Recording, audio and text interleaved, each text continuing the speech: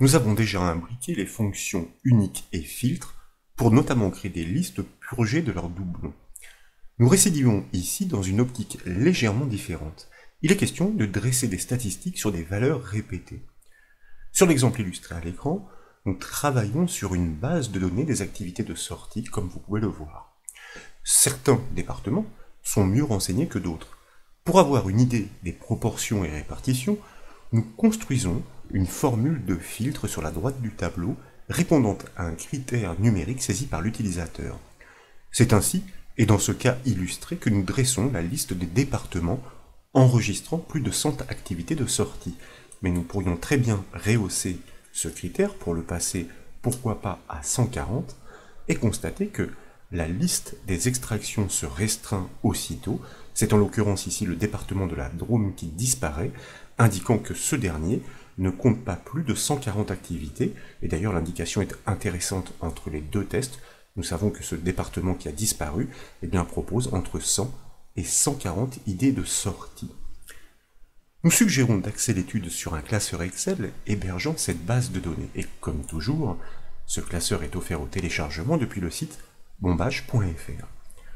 Nous découvrons le tableau des activités de sortie. De nombreuses suggestions sont renseignées dans chaque département. C'est la raison pour laquelle cette information en colonne D est répétée à de nombreuses reprises. L'idée ici est d'établir une formule unique capable d'extraire les départements riches en activités selon une contrainte numérique, comme nous l'avons dit, à dépasser, livrée par l'utilisateur en cellule H4. En déployant la zone nom en haut à gauche de la feuille Excel, vous constatez que la colonne des départements est reconnue par l'intitulé DEP. Nous l'exploiterons dans la construction de la formule. Pour extraire les départements proposant au moins le nombre d'activités désirées, nous devrons déployer plusieurs astuces. Et nous devons commencer par compter les répétitions grâce à la fonction nb.si. Ce score, nous devons l'exploiter dans la fonction filtre pour retourner les données répondant favorablement aux critères. Pour débuter donc, je vous invite à sélectionner la case du premier département à extraire en cliquant sur sa cellule G4. Naturellement, nous tapons le symbole égal pour débuter la construction de la formule matricielle. Là, je vous invite à inscrire la fonction d'extraction suivie d'une parenthèse, soit la fonction filtre, pour pouvoir désigner la plage des départements à filtrer par son nom, soit DEP. Nous tapons un point-virgule pour passer dans l'argument du critère de la fonction filtre. Et maintenant, à gauche de la barre de formule, je vous propose de cliquer sur le petit bouton FX pour appeler l'assistant fonction filtre. Grâce à lui, nous verrons comment seront repérées les données concordantes dans ce raisonnement matriciel, car cette fonction filtre est bien une fonction matricielle.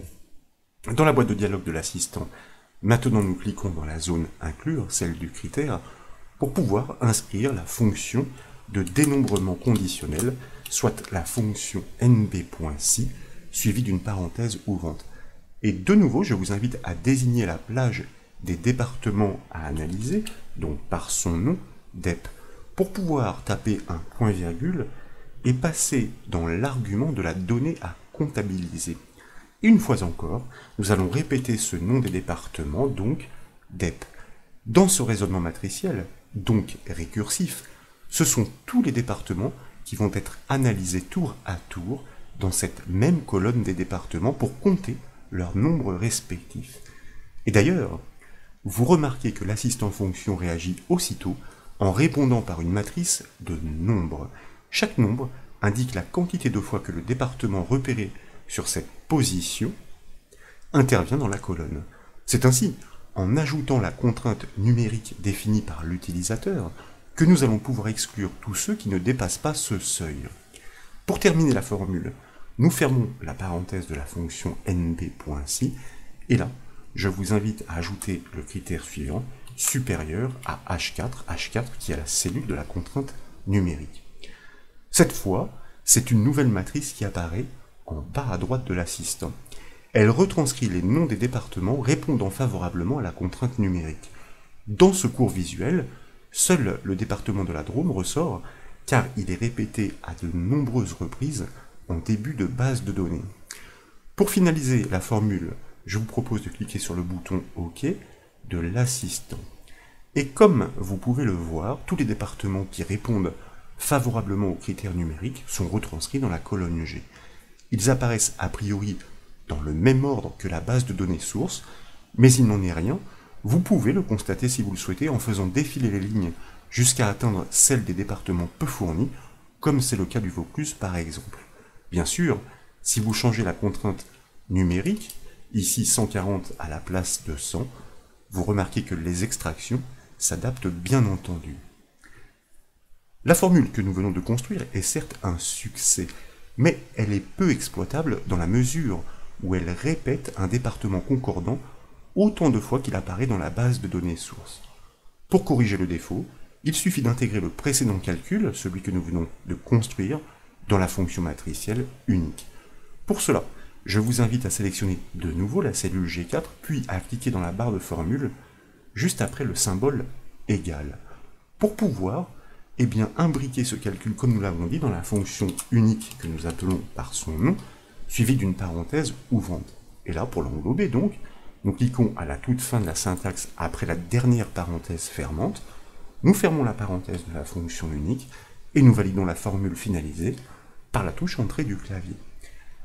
Le résultat est beaucoup plus épuré et donc beaucoup plus clair à interpréter. Par exemple, seuls 4 départements proposent plus de 140 activités de sortie et la syntaxe de la formule que nous avons construite reste vraiment très simple comme vous pouvez le constater. Son mécanisme est intéressant en inversant le critère d'inégalité pour repérer rapidement tous les départements dépourvus d'idées de sortie et donc à travailler en priorité. Ici donc, à partir de la première cellule, G4, nous remplaçons le symbole supérieur par le symbole inférieur, nous validons par la touche entrée du clavier, et c'est ainsi que nous pouvons maintenant faire ressortir rapidement, avec une contrainte numérique adaptée, la liste des départements offrant, par exemple, moins de 20 activités de sortie, donc à travailler en priorité pour les enrichir. Voilà donc pour cette nouvelle astuce Excel, j'espère qu'elle vous a plu. Si c'est le cas, comme toujours, je compte sur vous pour mettre un petit j'aime à la vidéo, et comme vous le savez, vous pouvez retrouver toutes les astuces et formations sur le site bombache.fr. Je vous remercie.